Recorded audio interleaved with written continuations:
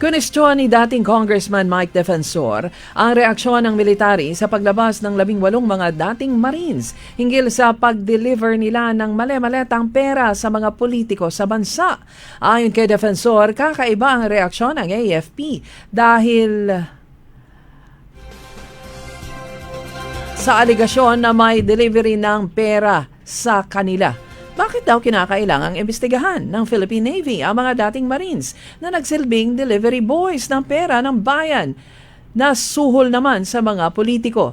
Sinabi pa ni Defensor na ang sentro ng usapin ay hindi kung sino ang naglabas ng pahayag. Ang tunay na tanong ay, totoo ba na naging tao sila ni Zaldico?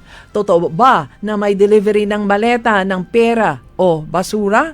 Yan ang mga dapat na imbestigahan.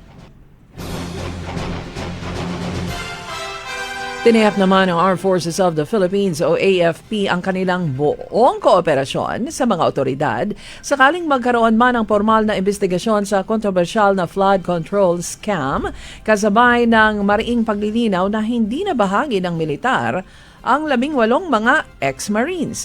Ayon pa kay AFP spokesperson Colonel Francel Margareth Padilla, matagal nang hiwalay sa serbisyo ang mga dating sundalo na umano'y nagsilbing mga bagmen ni dating lawmaker Zaldico, kaya't kumikilos na lamang ang mga ito sa kanilang private capacity.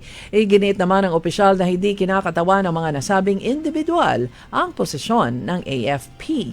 Gayunpaman, naninindigan ng institusyon sa transparency at accountability kung kinakailangan ng kanilang tulong sa pag-iimbestiga.